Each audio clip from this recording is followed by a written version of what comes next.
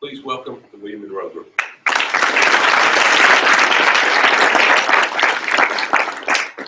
Good morning.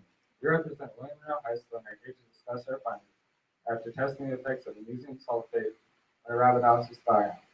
In our experiment, we administered 25 milliliters of a magnesium sulfate solution to the experimental group twice a week to discover the role of the AADL gene by comparing the wild type and mutant plants. Magnesium sulfate is a chemical compound composed of one magnesium, one sulfur, and 4 oxygen atoms. In a plant, magnesium and sulfur play a role in the process of creating chlorophyll, while oxygen aids in helping the plant's roots take in nutrients more easily.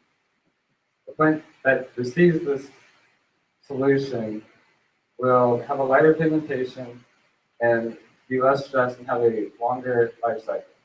The average life cycle in Arabidopsis thawing out a plant consists of kyling sprouting on week 1, with zeds growing from weeks 2 through 4, bulbing on week 5, and seed pods growing on week 6 through 7.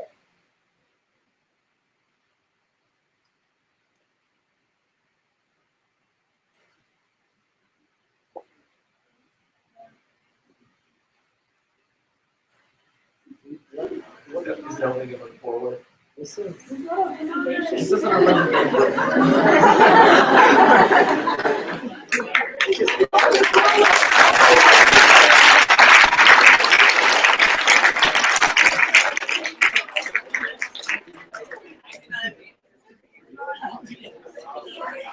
Thank you. Hang on a second.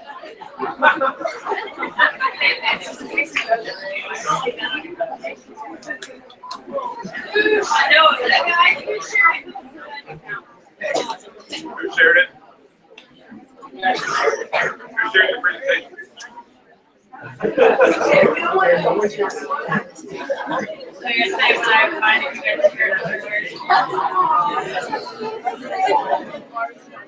Somebody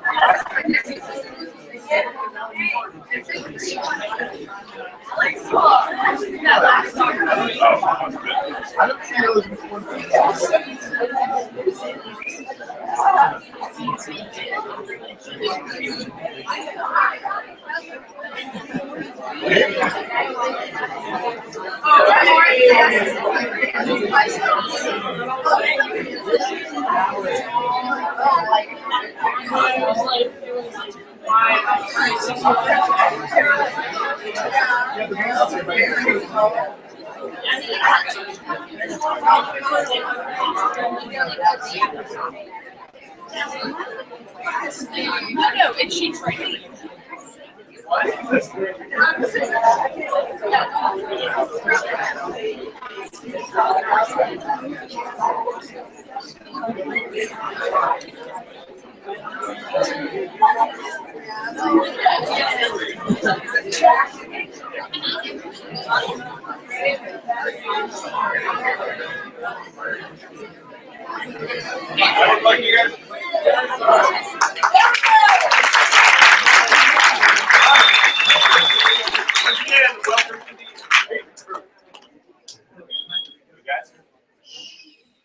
This should work better.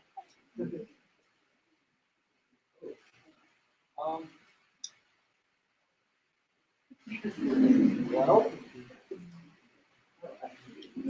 okay. Good morning. We represent William Monroe High School and are here to discuss our findings after testing the effects of magnesium sulfate on the Arabidopsis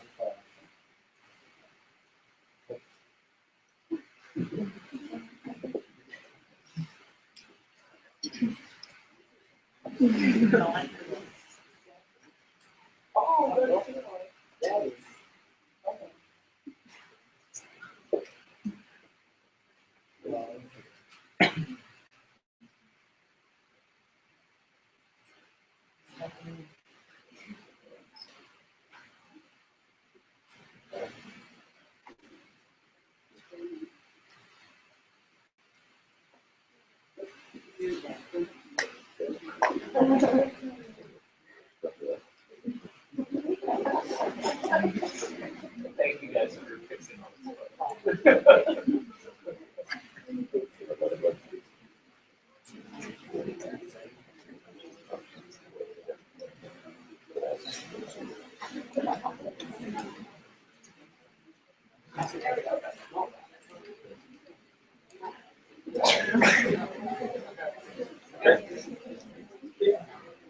All right. Take three. Work out your arm.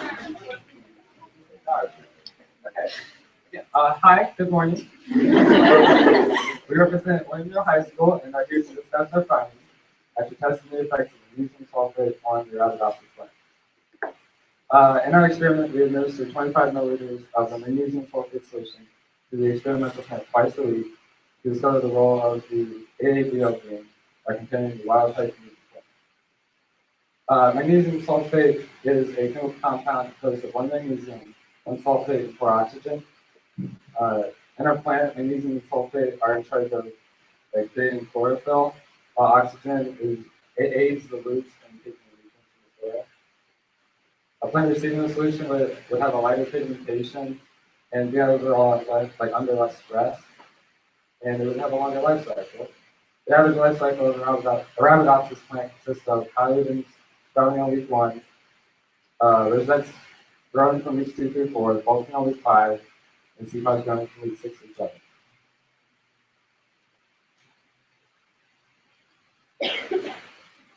In our experiment, we compared the mutant control versus the wild type control in hopes that we could determine what the effect of the AABL gene was on plants without any outside factors such as magnesium sulfate solution. We initially hypothesized the wild type control would grow to be more healthy as far as bolt height and leaf color and everything like that. We initially thought that it would grow to reproduce faster and overall just be a healthier plant. However, in our findings, we discovered that we were wrong. As you can see from this green line here, the wild type control bolted much faster and much higher, which may be good, but also, as you can tell from the coloring of the plants, it means that it is under stress. Stress is determined by the color of the plants, and when plants are stressed, they tend to bolt faster, reproduce faster, their colors turn to different shades, and this is all because they want to reproduce faster because they know they will die soon. As you can see by the seed pods, the wild type control produces more seed pods at a faster rate due to the fact that it's trying to reproduce before it dies. Whereas the mutant control in both of these graphs is much more relaxed and is growing at a much slower rate. In this picture, we can see that the wild type control is a very tall plant with very dead leaves. And the mutant control has lush green leaves and does not have any bulk. This is because the wild type control had to grow much faster due to the fact that it was under stress. And here we can see earlier on that the wild type control has many leaves, whereas the mutant control has very few leaves. Both are green, however, this one will grow into a very stressed.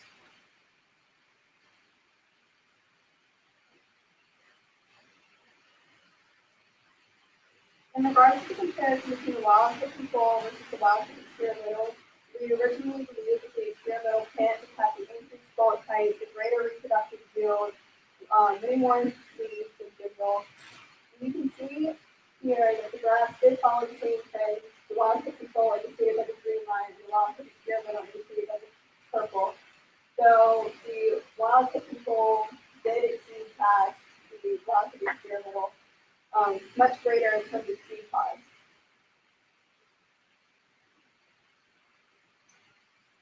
In the photo, you can see that the wild type control, as well as the wild type experimental earlier in their life cycle, are very lush, very healthy. Then, when given the nutrients, the wild type experimental, as well as the wild type control, both exhibited signs of stress in terms of leaf color and yellowing around the edges of the leaves you can see here. The wild-type control experienced more stress, as you can see by the taller bolt heights as well as the more seed pods. When stressed, the plant tends to bolt faster and much higher in order to try to reproduce before death. In regards to the comparison between the mutant control and the experimental, the mutant control is expected to have a smaller bolt height, less seed pods, less leaves, as well as be smaller in rosette diameter. The mutant control indicated by the red line and the mutant experimental indicated by the blue. In the graph, they were pretty consistent in the data to about halfway through their life cycle. And you can see here that the mutant control kind of lagged behind while the mutant experimental exceeded past in terms of bolt height. In terms of seed pods, the mutant experimental did much better in the reproductive area than the mutant control. In the images earlier in their life cycle, you can still see the amount of stress. It then kept proceeding. You can see the many yellow leaves, though it is a short bolt, it's still much higher than the mutant control. The mutant control didn't feel the stress or pressure to bolt and get the seed pods out. Finally, with regards to the two experimental group plants, the wild type experimental and the mutant experimental, you can take a comparison of how the variable affected the plant based on whether or not it had a gene. As you can see with the purple line, which is the wild type experimental, the wild type experimental had a higher bolt and bolted much quicker than the mutant experimental. The same thing can be seen with the seed pods in the plant. The wild type experimental had many more seed pods they follow the same trend almost, but the wild type experimental still had more. So if we look at the pictures of the wild type experimental versus the mutant experimental, over with the bolt heights, you can see that the wild type experimental has a much higher bolt in comparison to the mutant experimental. And if you look over at the leaves, you can see that the wild type experimental has larger leaves than the mutant experimental. We still believe that that the more stressed plant grew faster and grew higher, but it could also be that the mutant experimental plant did not grow as high or as large as the wild type experimental because the absence of the AADL gene prevents the plant from efficiently taking up nutrients. Source of error in the experiment includes us not putting enough soil in a couple of the plants, which would definitely cause the deficiency in the amount of nutrients that we receive. Also, on planting day, there was a bit of confusion, and we may have switched a couple of the tags for plants on accident, which would have definitely created some outliers in the experiment. Overall, the experimental plants seem to give off more stress than the control plant, as shown in the purple coloring of the leaves. Therefore, the addition of the excess nutrients wasn't as beneficial to the plants as we had first assumed it would be in the hypothesis. The mutant plants seemed to give off less stress, and they grew taller, and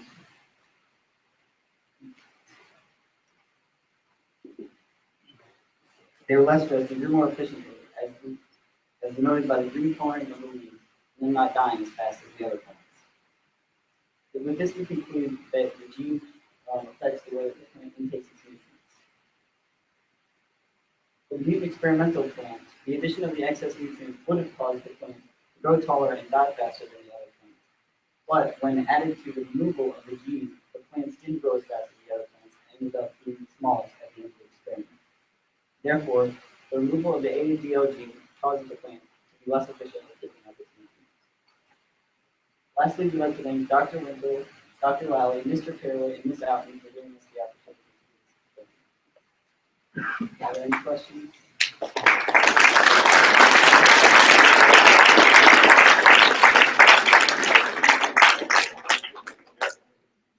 So what concentration was your solution? I know you said it was 25 milliliters per pot, but what was the concentration of the magnesium sulfate? I think it was about 25 milliliters of the Epsom salt to 500 milliliters of water.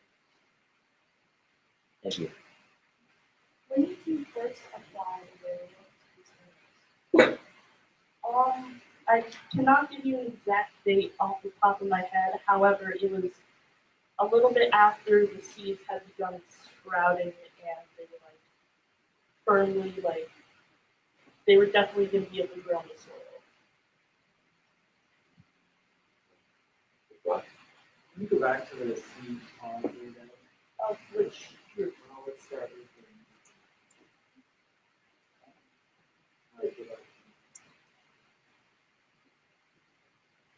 so the lead experimental with the application of magnesium used in the seed pond.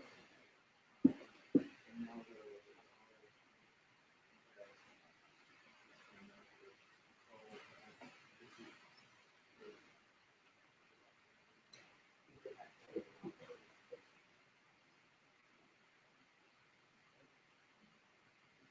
so we have the control that's making my seed pod. How can you go forward to the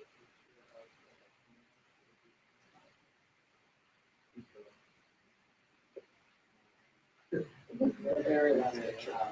There. So that wild experimental looks quite abundant in seed pods. So a couple things. One, this picture was taken a little bit after we had stopped collecting data. So perhaps if we collected more data, we would have seen a different trend. Also, the graphs you see are averaged out. So maybe that specific plant had more, but overall, yeah, between all the groups, it was less.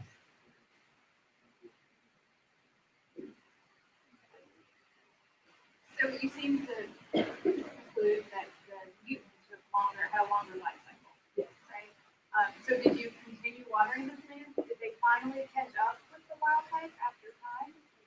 Some of your data was shown like 10 days ago. So, over that time, are they still growing? Are they still producing seed pods? We didn't keep watering all the plants, but we did continue to water these. So you can kind of see that yes, mutant control plants have caught up to all the mutant plants have started to catch up to the wild type plants. You think just at the time you measured them, you saw the difference? But if you measured like those seed pods overall at any given time, you would catch up?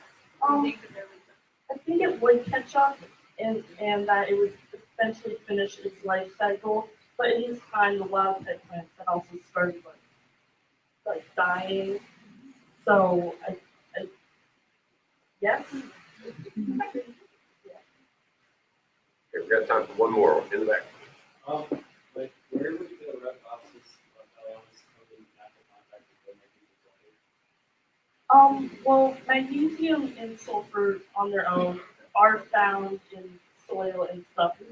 Epsom salt is just more of a concentrated solution. I don't know where exactly in nature it would come in contact. It's definitely in fertilizer.